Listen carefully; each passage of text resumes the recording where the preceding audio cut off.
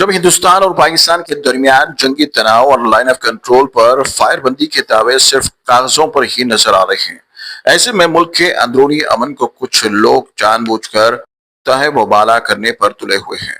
زعفرانی جماعت سے تعلق رکھنے والے کچھ شدت پسند لیڈران نے حیدرآباد کے شمشاباد میں واقع مشہور کراچی بیکری پر اچانک حملہ بول دیا، گویا دشمن کے کسی فوجی چوکی پر حملہ کر رہے ہوں۔ حیرت کی بات یہ ہے کہ نہ تو بیکری کا مالک پاکستانی ہے اور نہ ہی مسلمان ہے۔ اس کے باوجود ان رہنماؤں نے عوام کے جذبات کو بھڑکانے کی کوشش کی اور کاروباری ادارے کو نشانہ بنایا، صرف اس بنا پر کہ اس کا نام کراچی ہے۔ ایسے حالات میں جب پورا ملک خارجی دشمنوں کے خلاف ایک جہیدی کا مظاہرہ کرنا چاہتا ہے، نفرت کی سیاست کرنے والے لیڈروں کا سڑکوں پر ہنگامہ آرائی کرنا سوالیہ نشان بن جاتا ہے۔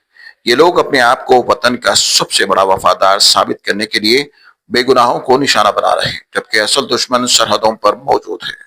اگر یہ لیڈران واقعی ملک سے وفاداری کا دعویٰ کرتے ہیں تو انہیں سڑکوں پر نعرے بازی کے بجائے سرحدوں پر بھیجا جائے، وہیں جا کر وہ اپنی حب الوطنی کا مظاہرہ کریں، نہ کہ شہریوں کو خوفزدہ کر کے معاشرتی ہم آہنگی کو برباد کریں۔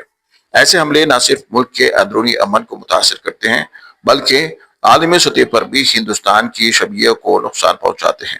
کراچی بیکری پر حملہ دراصل ایک پرامن کاروبار اور اس کے عملے کے خلاف غیر ذمہ دارانہ رویے کی ایک مثال ہے جس کی سخت مذمت کی جا رہی ہے۔ ملک کو اس وقت اتحاد، ہوش مندی اور قربانی کی ضرورت ہے، نہ کہ ووٹ بینک کے لیے نفرت کا بازار گرم کرنے کی۔ وقت آ گیا ہے کہ حکومت ایسے عناصر کے خلاف کارروائی کرے جو امن کے نام پر نفرت بیچ رہے ہیں۔ Bureau report, Urdu news.